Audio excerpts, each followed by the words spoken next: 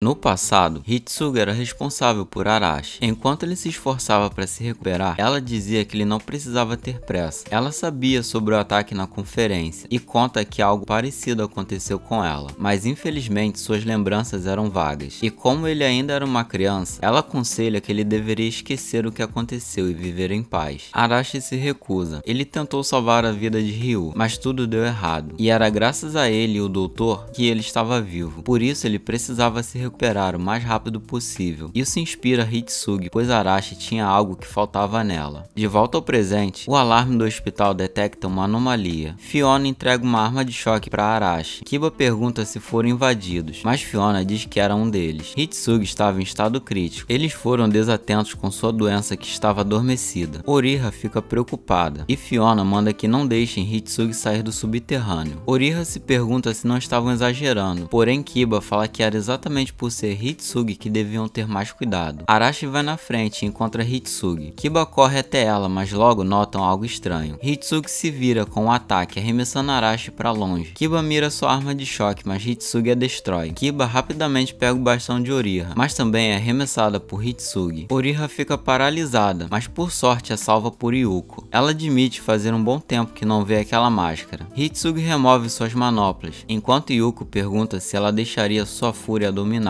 e manda que ela se lembre por que estava lutando. A cor de seu cabelo muda e Yuko pede que não faça ela matar pela segunda vez. Isso pega Arashi de surpresa. Ambas começam a lutar. Yuko decide levar a sério, admitindo que não havia outra opção. Oriha pede que Miki a impeça, porém ela também estava pronta para atirar e manda que eles deixem a sala, pois Yuko estava determinada, assim como daquela vez. Quando Yuko lança seu ataque final, Arashi a impede, pois ele tinha uma dívida com Hitsugi. Ela se irrita e manda que Arashi não baixe sua guarda, ou Hitsugi poderia mandá-lo de base. Mesmo assim, Arashi decide confiar em Hitsugi. Ele quase é atacado e revida com o escudo, atraindo a atenção para si. Ele ativa um elevador pedindo que isolem a sala. Fiona aparece para bloquear a saída, e agora só dependia dele. Hitsugi parte para cima. Ele tenta retirar a máscara, mas não consegue, e se joga da plataforma, fugindo para a floresta. Yuko pede que Fiona abra a passagem. Nessa hora, o diretor aparece, recusando o pedido. Ele entende como ela se sentia, mas o que Hitsugi precisava era de alguém que a tratasse como igual e não como um guardião, e só Arashi poderia fazer isso. Então voltamos a 9 anos atrás, antes da criação da Black Label. Itaru Togo, um dos líderes da pesquisa do D99, braço direito do Dr. Mochizuki, havia pego emprestado sem permissão as amostras do D99, e vemos Yuki e Miki na missão de recuperá-las. Miki encontra uma sala que deveria estar sem energia, e lá dentro ela encontra Togo e mais 2 pessoas dormindo para sempre, e manda Yuko ficar alerta. Ela encontra alguns documentos sobre uma cobaia, informando a Yuko sobre o relatório, cura milagrosa, melhoria imediata após o uso do D99 e efeitos colaterais como distúrbios mentais. Logo, Yuko é atacada das sombras, percebendo que foi aquela mascarada que mandou Togo de base. Ela informa Miki que encontrou com a criatura rápida e agressiva, mas antes que Miki consiga alertar sobre ela, Yuko já havia a golpeado, percebendo que era apenas uma jovem. De volta ao presente, Yuko repete que foi ela quem a mandou de base, e ela quem a salvou. Por isso, ela era responsável por Hitsugi. Enquanto isso, Arashi caminhava pelas instalações, relembrando do passado. O fantasma de Ryu manda ele ficar atento. Em seguida, Hitsugi dispara contra o prédio. Ryu discorda da escolha de Arashi. Voltar àquele lugar não faria Hitsugi abrir seus olhos, e eles sabiam disso. Arashi concorda, mas diz que às vezes deve mostrar seus defeitos para conseguir algo. Ryu diz que se ele for para outro mundo, aquilo seria em vão, assim como sua existência. Arashi decide ir até Hitsugi enquanto ela dispara. Ele tenta fazer ela se lembrar da promessa que fizeram, e incrivelmente ele consegue se aproximar, abraçando-a sem levar o único acerto, e consegue retirar a máscara de ferro. Hitsugi o empurra para longe, gritando de dor. Ryu pede que Arashi pense no porquê ela estava usando aquela máscara quando saiu do hospital. Arashi entende que ela estava escondendo seus verdadeiros sentimentos. Ele pega um pedaço de vidro e vai até ela. Quando ela estava prestes a atacá-lo, ele mostra seu reflexo, dizendo que ela nunca havia parado de chorar, e se desculpa por ter quebrado sua promessa. Hitsugi volta a si, dizendo que ele era um idiota, e que essa promessa já fazia anos. Voltamos ao passado, quando Arashi havia melhorado. Hitsugi avisa que Inunaki seria um professor muito rigoroso, e se abre com ele sobre algo que mais ninguém sabia. Ela tinha um sonho perturbador, onde ela destruía algo muito importante. Ela chorava sem parar, mas ninguém a salvava, e depois disso alguém aparecia no sonho, a perfurando, a mandando para o outro mundo. Talvez aquilo fosse parte de suas memórias perdidas, escondidas, e aquilo era assustador. Ela tinha medo de saber a verdade e deixar de ser quem é, com medo de ser um monstro. Mas se isso fosse verdade, como ela conseguiria cuidar de alguém? Arashi pede que ela mostre seu rosto. Hitsugi recusa, dizendo que aquilo era falso, mas ele fala que durante a reabilitação foi graças a ela que ele voltou a sorrir, prometendo que se tornaria mais forte para nunca mais ver ela chorando. De volta ao presente, Hitsugi fala que só daqui a 100 anos ele seria mais forte que ela e o agarra pelo pescoço. Quando Kiba, Ori e Miki chegam ao local, encontram Hitsugi beijando Arashi, que estava com a maior cara de surpresa, deixando Kiba em choque, enquanto Oriha tira uma foto. Eita, mas que beijo babado, hein? Até o Arashi ficou em choque com isso. Hitsugi diz a Yoko que se lembrou de tudo, mas que por causa do remédio, só lembra da parte sobre Togo. Naquela época ela estava assustada e sozinha, por isso se escondia atrás da máscara que encontrou e deixou a raiva dominar. E inclui que se lembra da expressão que a doutora fez quando a perfurou, dizendo que ela tinha um coração de aço, mas naquele dia até ela ficou abalada, e a agradece por tê-la salvo. Yuko segura o choro, dizendo ser a única médica como enfermeira imortal, e agradece a Arashi pela ajuda. Ele diz que estava apenas cumprindo sua promessa. Kiba exige saber por que eles estavam se beijando, enquanto Hitsugi pergunta por que ela estava agindo como se fosse esposa dele. Ryu apenas observa, dizendo que a situação estava ficando complicada para o Arashi. Na base da seringa, a hacker diz que aquele era trabalho da Siren, mas como falharam, ela decidiu pedir a eles. Kaoru diz que Siren só sabia imitar vozes, e deve ter ido de base de uma forma bem humilhante. A hacker diz que instalou um vírus no servidor secreto da segurança pública durante o ataque na Neo TV, mas alguém deve ter descoberto, pois estavam sendo rastreados. Dee pergunta se ela tinha certeza, mas ela acha que estão apenas registrando o que o programa envia. Ele pergunta quem fez isso, e ela diz que era um detetive da lista de Ogawa. Ela poderia investigar o servidor, mas não conseguia, dizendo que ele estava se arriscando demais e dando dicas para que o descobrissem, e isso poderia ser uma armadilha. Kaoru entende que bastava dar um jeito no detetive, mas a hacker diz que isso daria muita dor de cabeça, enquanto Dee fala que capturá-lo seria ainda pior. Então a hacker manda que o deixem à vontade, pois precisavam de mais tempo para baixar todos os dados. As gêmeas dizem que o trabalho de Kaname era bem chato, mas logo ficaria divertido quando estivessem em seu mundo.